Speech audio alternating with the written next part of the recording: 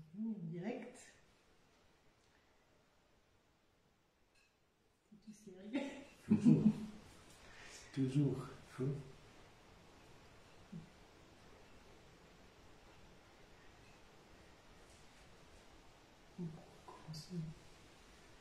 Je vais au fur et à mesure.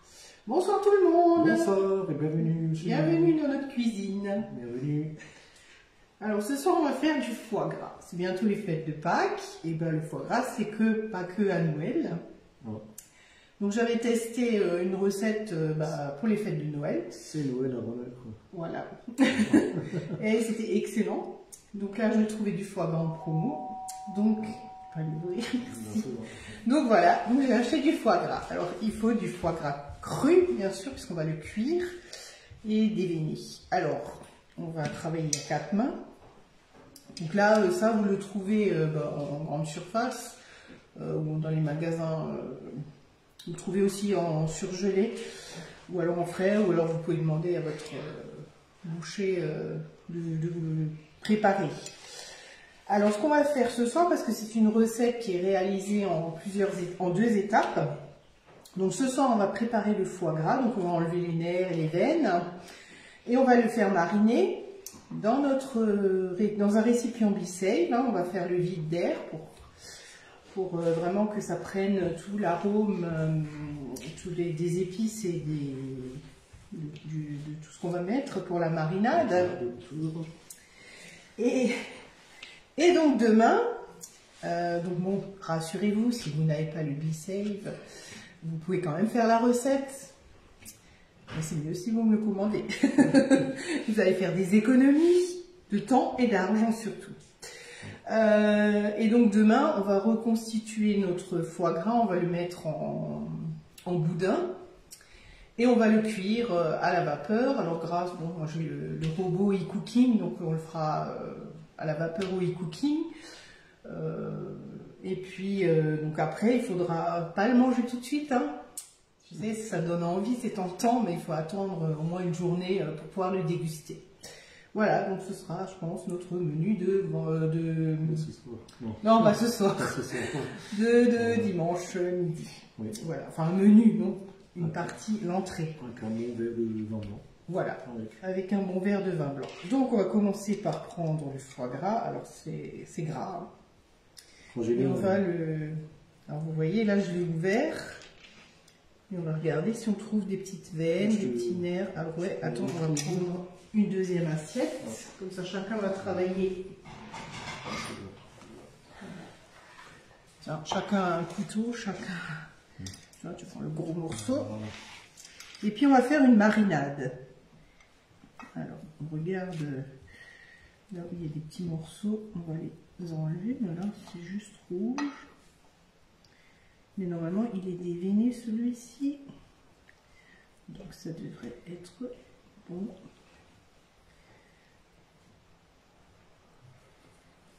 Ouais, donc vous voyez, ça se décolle, hein, il n'y a aucun souci. On laisse sur l'assiette parce que je vais faire la marinade. Ah voilà, là j'en ai une. Hop.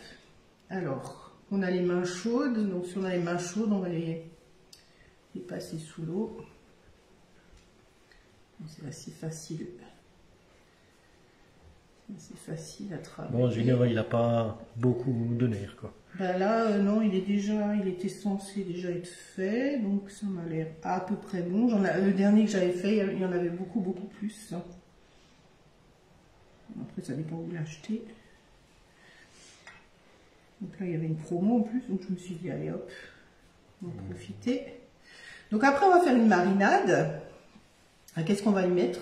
Eh bien, on va y mettre... un alcool. Alors moi je prends une recette avec du cognac. Après vous pouvez prendre du vin, du sel, il y en a une belle, du sel, du poivre, du sucre. Et on peut rajouter dedans, enfin voilà, vous faites avec ce que vous aimez. Hein. Si vous n'aimez pas avec le cognac, vous faites avec du vin. Ou bien avec, si vous voulez mettre des figues dedans ou du Porto, voilà. Donc c'est l'avantage quand on le fait maison, c'est comme tout en fait, on peut vraiment l'agrémenter selon ses goûts. Ça, c'est valable pour toutes les recettes. Hein.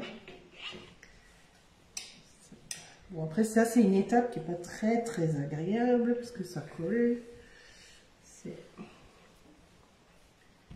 Bon, après, vous voyez, le lobe, il se défait tout seul. Hein. Donc là, on va le, entre guillemets, un petit peu le, en quelque sorte, un petit peu le déchiqueter et on le remettra en forme demain. Une fois donc qu'il se sera imprégné de toutes les épices et de l'alcool. Là, finalement, il y avait marqué qu'il n'y en avait pas, mais il y en a quand même. Oui, ça dépend de la pièce. Bon, je sais que le dernier que j'ai fait, il y en avait énormément. Il n'était pas aussi beau d'ailleurs. L'avion, non? Ouais. Donc ça, c'est un peu la partie un petit peu la plus difficile, la plus longue. Bon, une fois que c'est fait, après, voilà, vous mettez votre récipient à votre marinade, et puis le lendemain, bon, il y a encore le fait de le faire en boudin, ça aussi, c'est un peu, faut de la patience, on va dire. Voilà, là, ça m'a l'air bon. Là aussi, alors en plus on voit parce qu'il y a des petites veines, on les voit. Donc, on les prend au couteau. Là, on travaille donc, bon, on travaille sur une assiette, mais on aurait pu travailler directement sur la planche à découper flexible. Et d'ailleurs, toi, on ne te voit pas travailler. Ah, mais on m'entend. Voilà. Et j'utilise là le petit couteau à pâtisserie, hein, il va bien pour ça aussi. C'est un couteau que franchement j'utilise au quotidien et qui est top. Pour le pain aussi, quand je coupe mes petits pains, ça se tranche super bien parce qu'il est dentelé. Pour les légumes, même la viande, j'ai déjà coupé enfin, sans aucune difficulté. Voilà.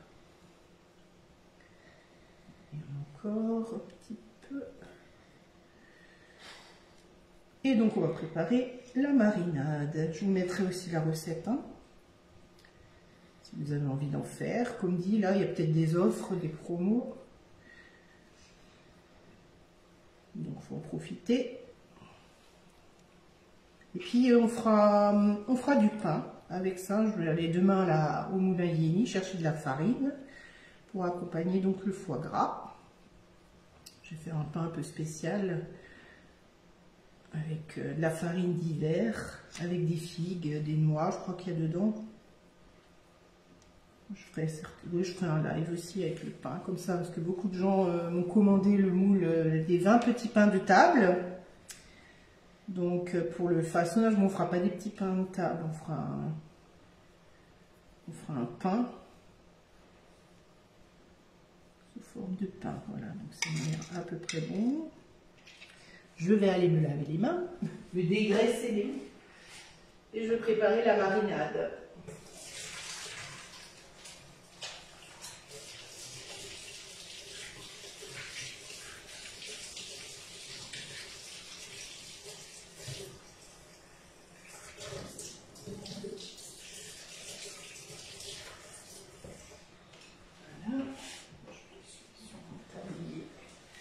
Alors, pour la marinade, je vais utiliser, alors il faut la balance qui est précise, hein, parce que c'est des grammes qu'il faut mettre, hein, 1 gramme de poivre, 1 gramme de sucre. Donc notre petite balance, elle est super pratique. Elle prend pas beaucoup de place, elle pèse au gramme près. Donc celle-là, elle est glissée dans le tiroir à couvert, comme dit, c'est top. Et puis vous pouvez peser des récipients étroits et plus larges. Donc voilà, donc là je vais me servir du grand récipient B-Save. Je vais donc faire la tare. Voilà. Donc il nous faut 6 grammes de sel.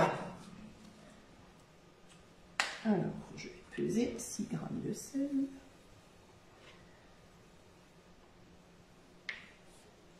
On y va doucement, hein.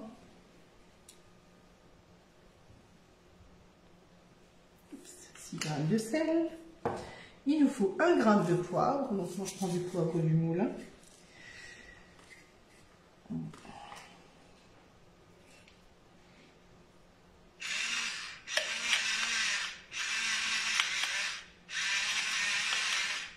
Il est plus fort en goût, il y aura des petits morceaux, mais j'aime bien. Voilà, 1 gramme et 1 gramme de sucre. Mettre la table.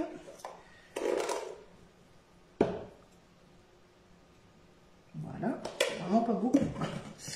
Et là, le cognac. Alors moi j'ai pris du cognac, les petites bouteilles qu'on trouve, parce que bon on n'en a pas. Si on en a, mais du bon, c'est dommage de l'utiliser. Donc là on va mettre 10 grammes. Je fais ma tare.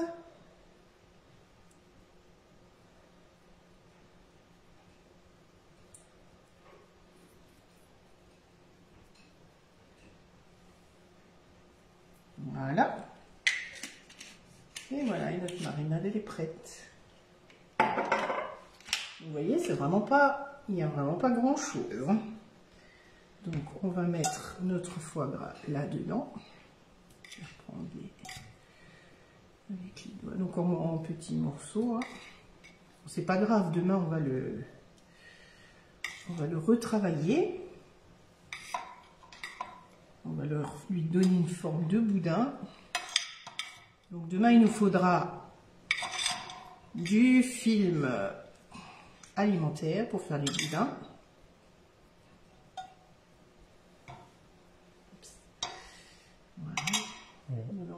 C'est tout. Voilà, c'est tout. Donc moi maintenant, comme j'ai déjà les mains dedans, je vais bien le faire imprégner la marinade.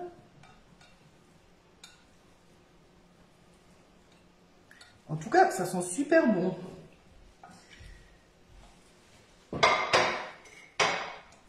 Voilà. Pour plus je travaille dans le grand récipient, comme ça je peux bien travailler, il y a largement de la place. Donc le B-Save, j'en ai déjà parlé, je l'utilise au quotidien. Ben, quand je rentre des courses, je mets mes fruits et légumes dedans. Quand je fais des plats, quand je prépare des plats et qu'il y a des restes, ben, je le mets dedans, on peut l'utiliser une semaine après, les légumes, voire 15 jours, voire 3 semaines après, ils se conservent, il n'y a aucun souci. Les plats préparés, le fromage, la charcuterie, qu'est-ce que je vais encore sous le les céréales de mon fiston. Moi, quand je fais de la soupe, alors j'en fais tout de suite une grosse quantité, puis en le mangeant 2-3 fois, là c'est pareil, hein, pas forcément obligé de le manger le lendemain, le surlendemain, manger 3 jours, 4 jours, la même chose. Donc c'est vraiment l'idéal, et puis surtout, l'avantage, hein, on fait des économies parce qu'on ne jette plus. Il vous reste des légumes, il vous reste, voilà, vous les mettez dans votre récipient, vous les gardez, et puis quand vous en avez une certaine quantité, hop, vous faites une soupe. Voilà. Donc voilà la recette. Maintenant, on va mettre sous vide, donc je vais relaver les mains.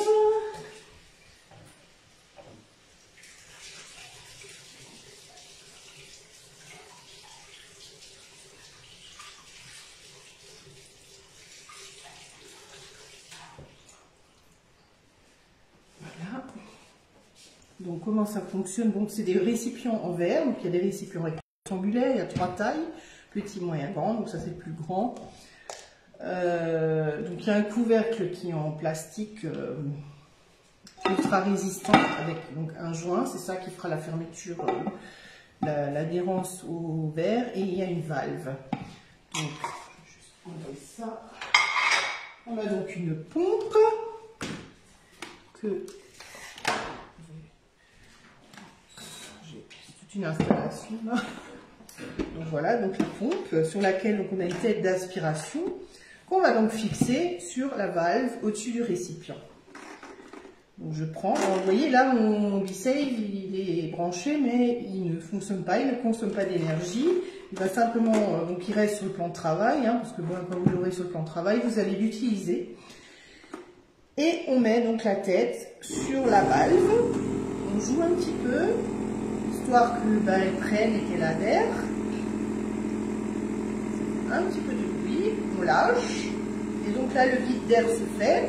On va pouvoir remarquer qu'au niveau du couvercle il va légèrement rentrer, c'est-à-dire que le vide d'air se fait, et dès qu'il n'y aura plus d'air dans le récipient, et bien la tête, elle va retourner sur la base. Il existe donc les récipients ronds, également de taille avec des couvercles universels, donc que vous pouvez adapter sur des bocaux pour récupérer, genre les bocaux de confiture, les bocaux de cornichons, des bases, on a qui mettent dans des bases.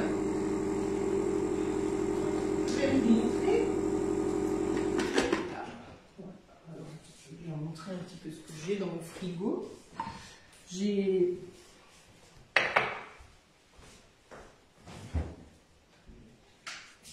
fromage, je vais vous montrer le rang. Voilà, c'est bon, tu peux fermer.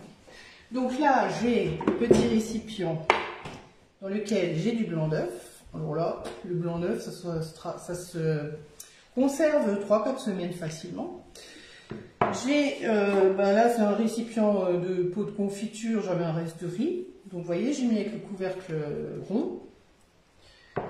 Là, j'ai du brocoli, je crois que ça fait une dizaine de jours. Hein. Il est cuit à la vapeur, ça fait une dizaine de jours qu'il est sous vide. Donc là, je pense que je vais faire des petits cannelés au brocoli cette semaine. Et puis là, j'ai du fromage râpé. Donc avant, j'achetais toujours des petits sachets de fromage râpé, parce qu'en fait, au bout d'un moment, avec l'humidité, ça pourrit. Alors que là, j'achète en plus grosse quantité, donc je peux le mettre sous vide et ça tient facilement 15 jours sans aucun souci. Voilà, donc ça c'est avec les couvercles universels. J'ai une boîte moyenne pour juste vous montrer la taille. C'est une grande. Ah, là j'ai un reste de béchamel. Voilà. Donc ça c'est la grande, ça c'est la moyenne. Donc là j'ai un reste de béchamel dedans. Et donc la petite. Ça c'est pour les récipients rectangulaires. Et donc les ronds. Donc on a deux tailles de récipients, petit, grand, et 3 tailles de couvercles, donc adaptables, hein, puisqu'il faut en fait que le haut de votre récipient épouse la partie, le joint en fait vert en caoutchouc, pour que le vide d'air se fasse. Et bien sûr toujours des récipients propres et bien secs, sinon vous risquez d'abîmer la machine, et ce serait bien dommage. Voilà, donc notre foie gras, il est prêt. On va le mettre au frigo jusqu'à demain soir. Et puis demain soir, on vous montrera comment finaliser, faire le boudin. Alors il faudra, oui, du film alimentaire. Et il faudra aussi un cul de poule avec de l'eau très froide. Et on va mettre des glaçons. Alors petite astuce pour faire des glaçons. Alors ça va aussi bien, là, demain, nous savons dans le frigo qui distribue les glaçons. Mais si vous n'avez pas de bac à glaçons, ça ne vous suffira pas... pour mettre dans votre cul de poule, ce que vous pouvez faire, vous utilisez en fait les flexipans, des petites empreintes, vous mettez de l'eau dedans et au congélateur, et puis après ça vous ferait genre avec les mini muffins, ça vous fait des gros glaçons. Voilà, pour ce genre de préparation entre guillemets, ça va tout à fait quoi. Voilà. Bien, nous on se retrouve demain du coup voilà. Pour la suite de cette recette. On vous souhaite une bonne soirée. Et puis n'oubliez pas de partager. Voilà. Hein, pour faire un peu de pub. Et puis je reste bien sûr disponible si vous avez des questions. Et si ça vaut le coup de l'acheter parce qu'il est vraiment top. Alors ça c'est un truc, il est utilisé par toute la famille. Autant le robot non. Mais alors ça, tout le monde... Il est vraiment, voilà. Tout le monde... Il faut en profiter et voilà. Faire de la pub. Non mais c'est vrai, franchement une fois qu'on l'a, c'est adopté et on ne le redonnerait plus. Voilà, parce qu'on voit aussi à la fin du mois, on gagne quand même un peu quelque chose et on jette moins. Ouais, donc c'est appréciable. Gaspillage, quoi. Nettement moins de gaspillage et voilà. Et on peut donc faire aussi des recettes de marinade. Donc là on a fait du foie gras, mais par exemple en été, quand vous faites vos barbecues, vous pouvez mariner votre viande là, ou faire des salades, des taboulés, voilà. Mais je vous montrerai encore des recettes à l'occasion. Ou si vous voulez en découvrir, on peut faire un atelier virtuel ou présentiel, selon l'évolution des conditions sanitaires, on va dire. Mais sinon, en virtuel, ça marche aussi très très bien. Et puis, voilà, donc si vous avez des questions, n'hésitez surtout pas. Merci de partager. Merci. Et puis on vous souhaite une bonne soirée, et puis encore bonne fête à toutes les femmes, parce que c'est la journée internationale de la femme aujourd'hui. C'est ça, ouais. Bonne fête à toutes les dames. Voilà. Et puis bonne soirée, et puis à demain soir. À demain soir. Bonne soirée. Bonne soirée, À bientôt. au revoir. Au revoir. Bientôt.